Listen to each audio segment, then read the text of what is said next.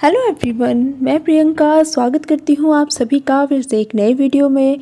और आज की वीडियो में हम क्लास 4th की ईवीएस स्टार्ट करने वाले हैं। एक्चुअली स्टार्ट तो हम पिछले वीडियो में कर चुके हैं। फर्स्ट चैप्टर हमारा हो चुका था और आज से हम सेकंड चैप्टर को स्टार्ट करेंगे और हमारे सेकंड चैप्टर का नाम है कान कान में। तो चलिए बिना टाइम वेस्ट किए स्टार्ट करते हैं अपना वीडियो। तो मेरे कान किसके पास हैं, ठीक है। यानी कि यहाँ पर क्या किया गया है, जो जानवरों के कान हैं वो बदल दिए गए हैं, ठीक है। तो बच्चों को यहाँ पर क्या करना है कि किसके कान किसके पास है। जैसे हाथी के जो कान है वो चूहे के पास हैं और खरगोश के कान किसके पास हैं, यहाँ पर बच्चों को लिखना है, ठीक है। उसके बाद यहाँ बच्चों से एक एक्टिविटी करने के लिए दी गई है। 2 टेबल हैं, तो यहाँ पर एक टेबल में उन जानवरों के नाम लिखने हैं जिनके कान बाहर दिखाई देते हैं और दूसरे टेबल में नाम लिखने हैं उन जानवरों के जिनके कान बाहर दिखाई नहीं देते हैं, ठीक है। तो फिर बच्चों से पूछा जा रहा है यहाँ पर कि क्या जिन जानवरों के जो कान हैं वो बाहर दिखाई नहीं देते, क्या उनके कान होते नहीं हैं, ठीक है।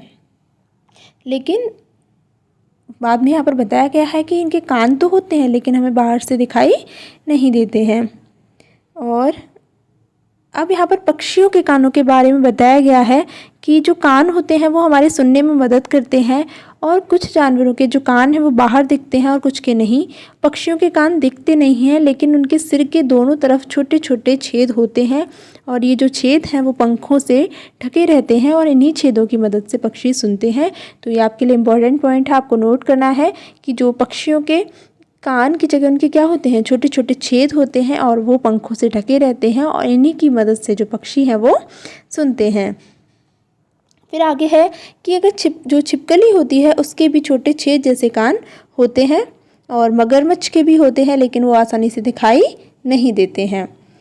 अब त्वचा की बात की गई है यहाँ पर कि जानवरों को उनकी त्वचा के डिज़ाइन से, उनकी खाल के हिसाब से उनको पहचानना है और यहाँ पर मिलान करना है। ये बच्चों के लिए है, ठीक है।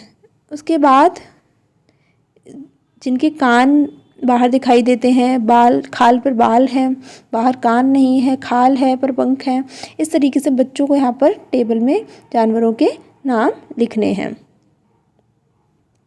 आगे क्या है, कुछ जानवर जैसे कुछ जानवर होते हैं जो अंडे देते हैं और कुछ ऐसे होते हैं जो बच्चे देते हैं। तो इस हिसाब से यहाँ पर बताया गया है कि जैसे बच्चों को पता लगे कि कौन से जानवर हैं जो अंडे देते हैं और कौन से जो हैं वो बच्चे देते हैं। अब देखिए यहाँ पर एक और इम्पॉर्टेंट चीज़ हमारे एग्ज़ाम के लिए निकल कर आती है, वो कि जिन जानवरों के कान बाहर दिखाई देते हैं उनके शरीर पर बाल होते हैं और वो बच्चे देते हैं, और जिन जानवरों के कान बाहर दिखाई नहीं देते उनके शरीर पर बाल नहीं होते और वे अंडे देते हैं। ये आपके लिए इम्पॉर्टेंट पॉइंट है, आपको नोट करना है। जिनके कान बाहर नहीं होंगे तो उनके शरीर पर भी बाल नहीं होंगे तो वो क्या देंगे, अंडे, और जिनके बाल होंगे और कान होंगे वो क्या देंगे, बच्चे देंगे। तो ये भी आपको यहाँ से नोट करना है। आगे यहाँ पर बच्चों के लिए कुछ क्वेश्चन आंसर है और फिर यहाँ पर एक एक्टिविटी दी गई है। और ये हमारा राष्ट्रीय पशु है, इसका नाम आपको पता करना है। वैसे तो आप सभी जानते होंगे लेकिन फिर भी आप कमेंट बॉक्स में इसको टाइप करेंगे। और इसी के साथ हमारा ये जो सेकंड चैप्टर है ये कंप्लीट हो जाता है। अब हम आगे बढ़ते हैं थर्ड चैप्टर की ओर। देखिए थर्ड चैप्टर का नाम है नंदू हाथी। यहाँ से लगभग हर वर्ष ही यहाँ से प्रश्न बनता है, तो ये चैप्टर काफ़ी इम्पोर्टेंट होने वाला है, ध्यान से पढ़ेंगे।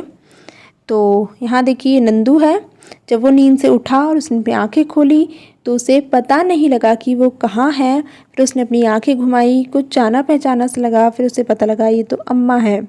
जैसे वो भूरा सलेटी जंगल समझ रहा था या उसके परिवार के साथियों के पैर और सूंड थी। सूरज आसमान में चमक रहा है, गर्मी तेज़ होने लगी। तो उसकी नानी माँ जो थी वो ज़ोर से चिंघाड़ी और वे जंगल की तरफ चली गईं और बाकी सब हथनियों ने नानी माँ को जंगल की तरफ जाते देखा तो वो भी उनके पीछे चल दी और नंदू भी।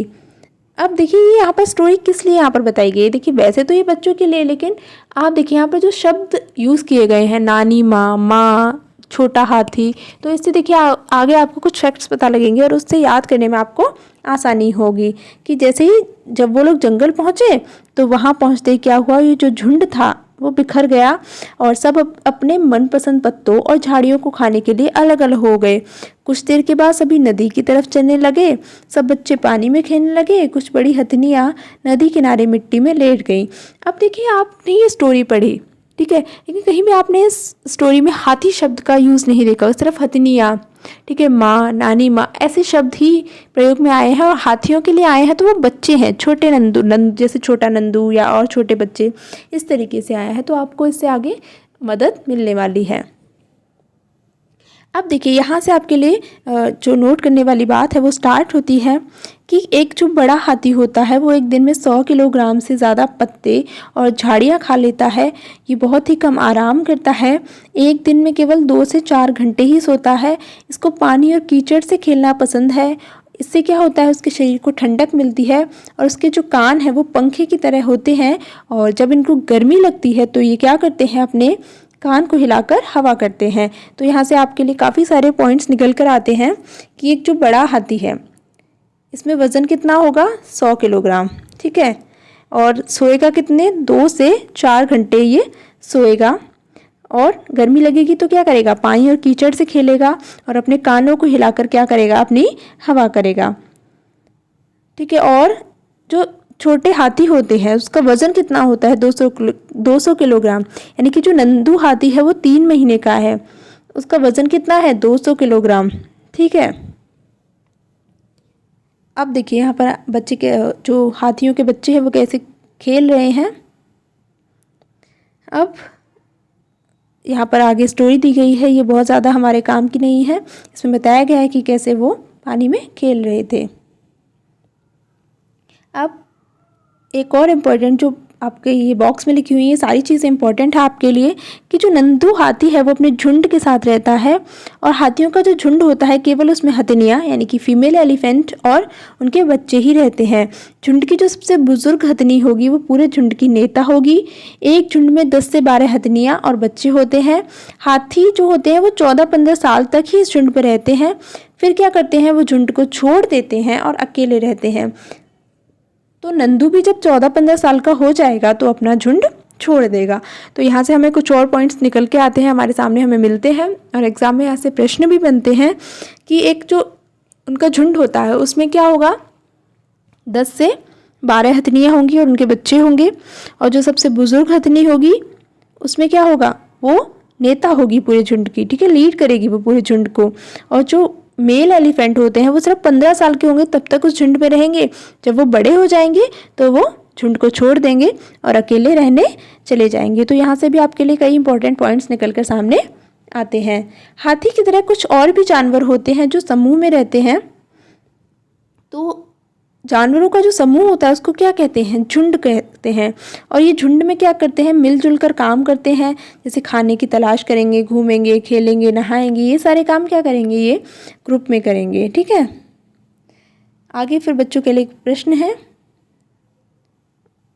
फिर उसके बाद प्रश्नों के बाद देखते हैं आगे क्या है। देखिए यहाँ पर हाथी की इमेज दी गई है, ठीक है।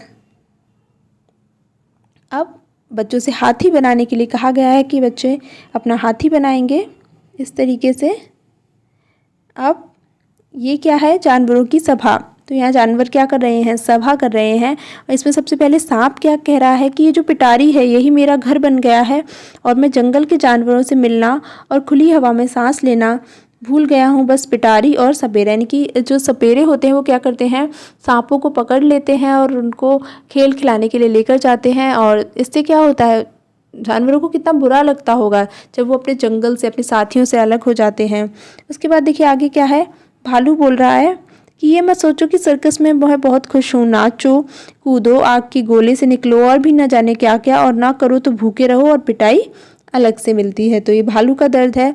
उसके बाद घोड़ा कहता है कि तुमने मेरी दौड़ ही देखी है, मेरे पैरों के नीचे जब लोहे की नाल ठोकते हैं तो दर्द से मेरी जान निकल जाती है। उसके बाद बंदर बताते हैं कि नाचते नाचते तो हमारी कमर ही टूट गई, मन ना हो फिर भी नाचो और वह भी खाली पेट। उसके बाद बिल्ली बताती है कि म्याऊं म्याऊं, लोगों के लिए कुछ भी काम नहीं करती फिर भी बच्चे मुझे बहुत प्यार करते हैं, दूध पिलाते हैं, सहलाते हैं और मैं अपनी मर्जी से सब जगह आ जाती हूँ। यानी कि बिल्ली तो खुश है। और कबूतर कहता है कि जानते हो लोग मुझे बड़े प्यार से बुलाकर दाना खिलाते हैं। तो कुछ जानवर अपना दर्द बता रहे हैं, कुछ अपने बारे में अच्छा बता रहे हैं कि हमें कोई भी परेशानी नहीं है। तो कुछ इनमें से क्या है, उदास हैं। अब यहाँ पर देखिए पूछा गया है कि इस हाथी के कितने पैर हैं। अब हाथी परेशानी आने पर क्या करते हैं, एक दूसरे की यानी कि अपने साथियों की मदद करते हैं, अपने बच्चों की देखभाल और सुरक्षा के लिए एक दूसरे का साथ देते हैं। तो यहाँ हाथियों के बारे में बताया गया है। एक बार हम अपने इस चैप्टर को दोबारा से रिवाइज कर लेते हैं क्योंकि ये बहुत ही इंपॉर्टेंट चैप्टर है और यहाँ से प्रश्न बनता है। तो सबसे पहले इम्पॉर्टेंट बात तो ये थी कि जो हाथी होता है वो 100 किलोग्राम से ज़्यादा पत्ते खा लेगा, और एक छोटे हाथी का वज़न कितना होता है, 200 किलोग्राम होता है, और बहुत कम आराम करेगा यानी कि 2 से 4 घंटे ही सोएगा। पानी और कीचड़ से खेलना अच्छा लगता है और कान से क्या करता है, कान हिलाकर अपनी हवा करता है। उसके बाद जो उनका समूह होता है यानी कि उनका जो झुंड होता है उसमें क्या होता है, केवल हथनियाँ होती हैं और उनके बच्चे होते हैं। सबसे बुजुर्ग हथनी झुंड की नेता होगी। एक झुंड में 10 से 12 हथनियाँ होंगी और बच्चे होंगे। और जब हाथी 14-15 साल के होते हैं तो वो अपना झुंड छोड़ देते हैं और अकेले रहने चले जाते हैं। तो यहाँ से हमें ये चीज़ें यहाँ पर हमें देखने को मिलती हैं जो कि काफ़ी इम्पॉर्टेंट है, आप नोट करिएगा। और आज की वीडियो में हम इतना ही पढ़ेंगे, नेक्स्ट वीडियो में मिलते हैं नेक्स्ट चैप्टर के साथ। तब तक के लिए आप अपनी पढ़ाई जारी रखिए। Thank you so much.